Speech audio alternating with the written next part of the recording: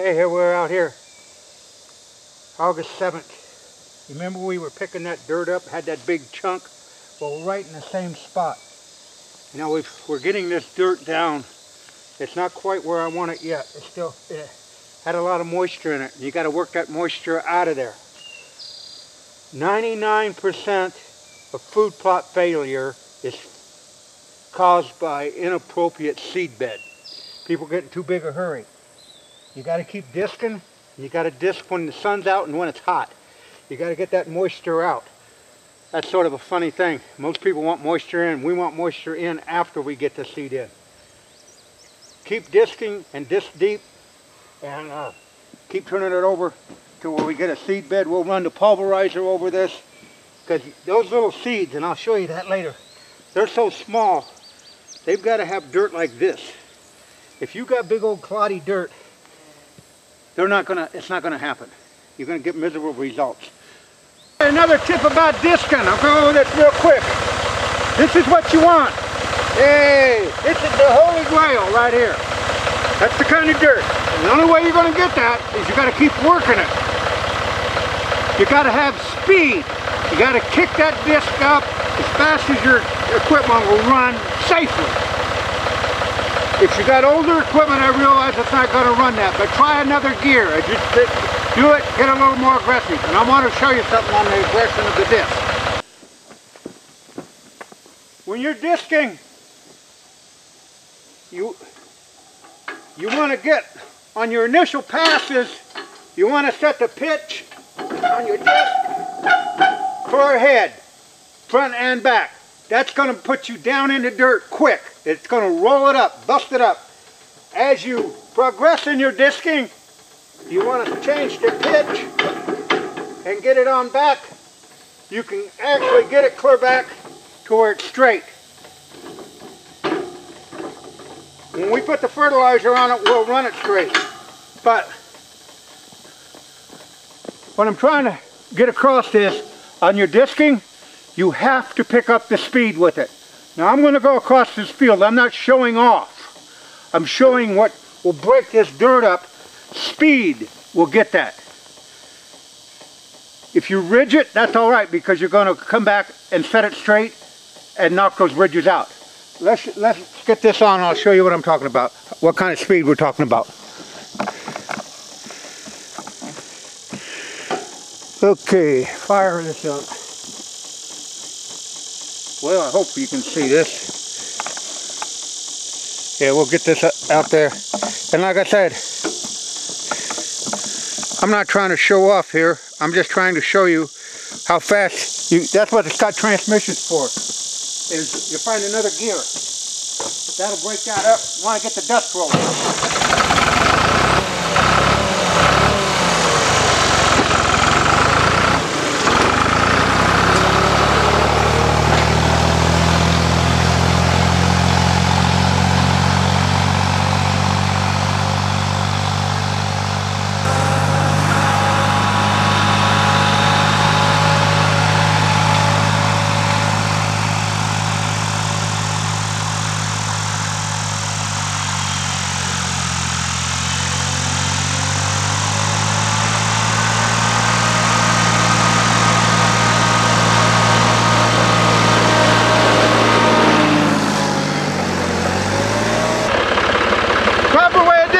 That's why, start out slow, break the ground. As you get it broke, find another gear, get it on up there. That speed will put more air and oxygen into that dirt, fluff it up like throwing it up in the air. Anyhow, that's how the non-typical Nordowakian's done it, and that's how it works. Soil preparation. Number one, get that dirt worked up. You remember when we did the soil test? We put the lime on accordingly. It says we need 186 pounds of nitrogen. That's 4600 urea. We got enough of that.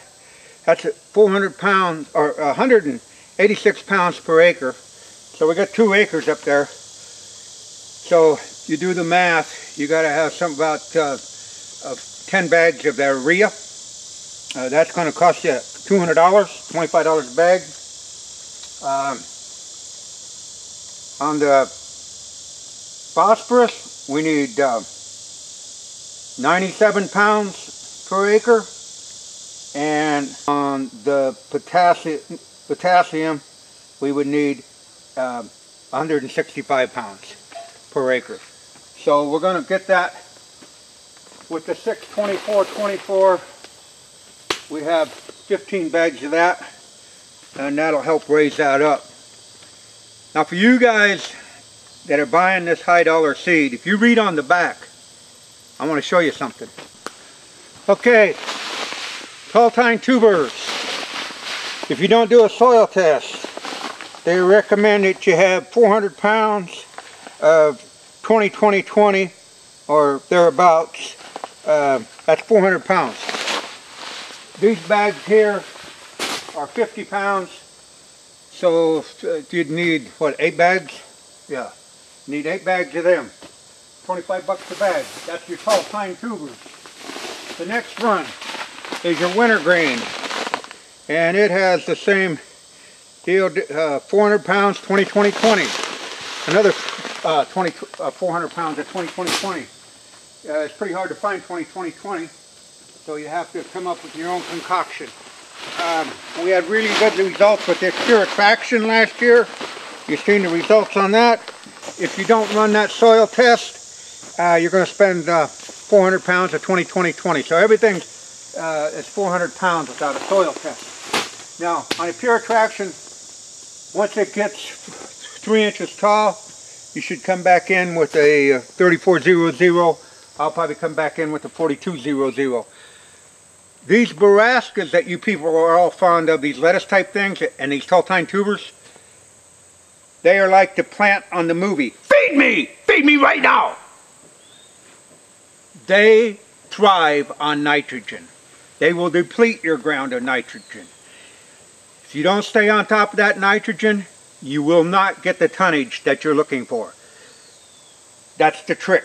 Nitrogen, the minute you put it in the soil, it starts leaving it.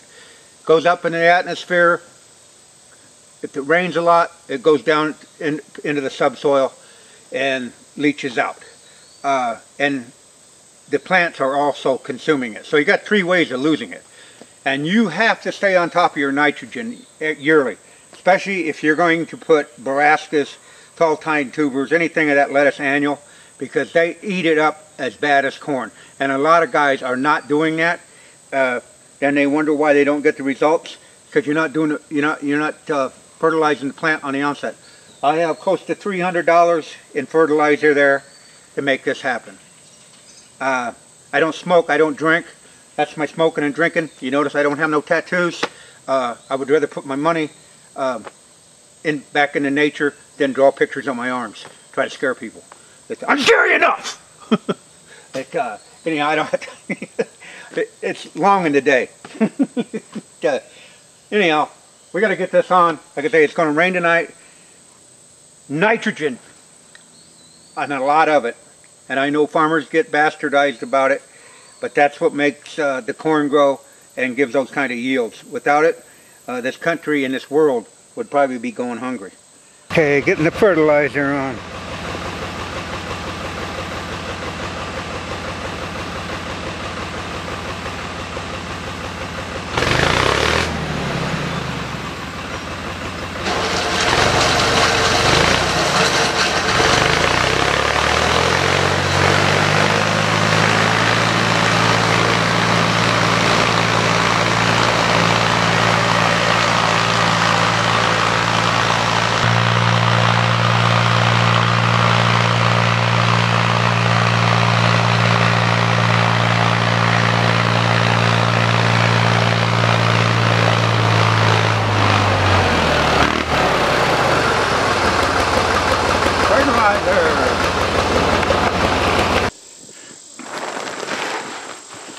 Okay, back in this area, back in here, I'm going to plant tall tine tubers.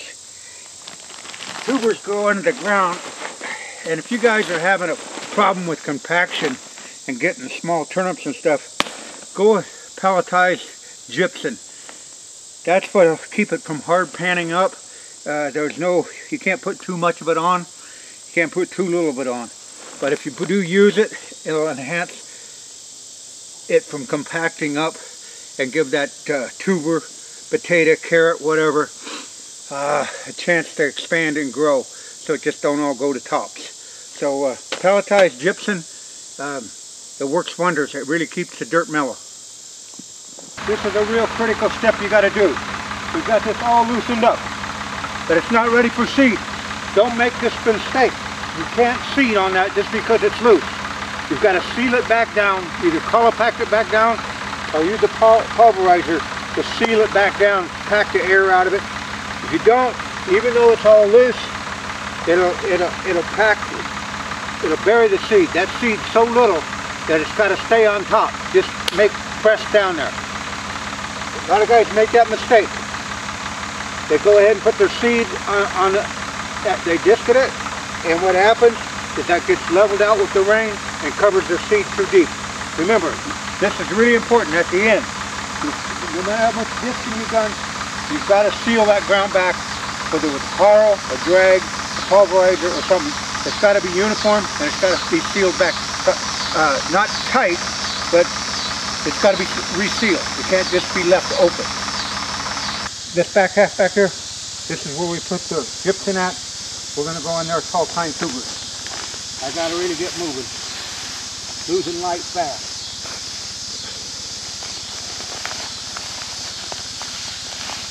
By the way, you see how little that seed is? That's why you've got to have easy dirt. That's a little bitty seed. That's why you got to really have a seed bed. You try to catch that little seed with the big clods, you just screwed up. Gotta roll.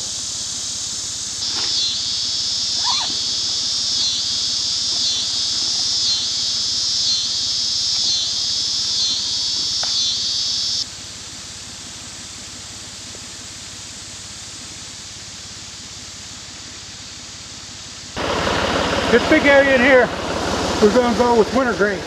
And the reason I'm doing that is I've watched the hunting pressure in the late season. I want to keep this depleted area to something high in sugar and tall. So we're going to go, last year we had it in pure traction. This year we're going to go with wintergreen.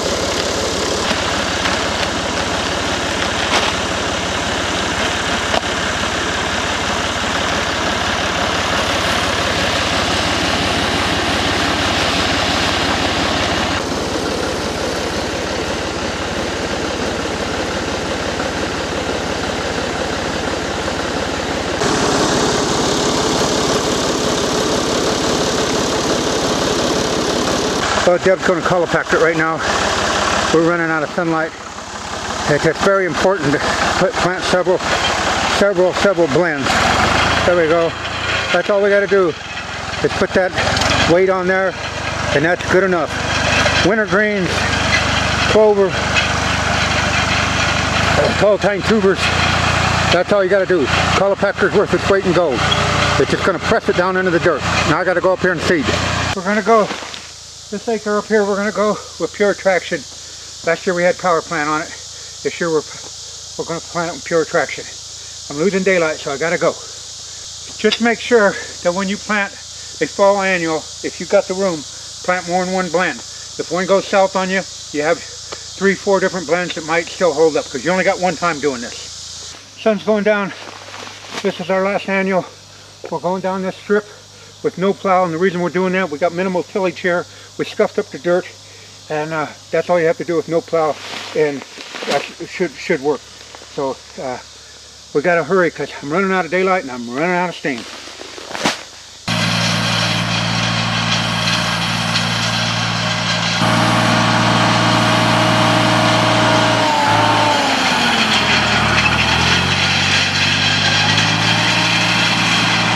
About 9 hours ago, we were just finishing that seed up. It's starting to rain already.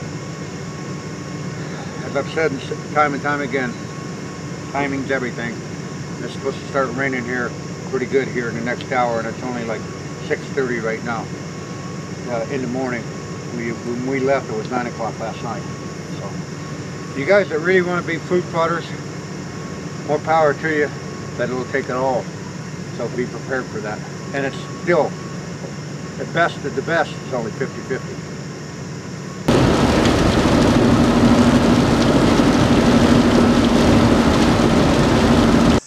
This is Sunday morning.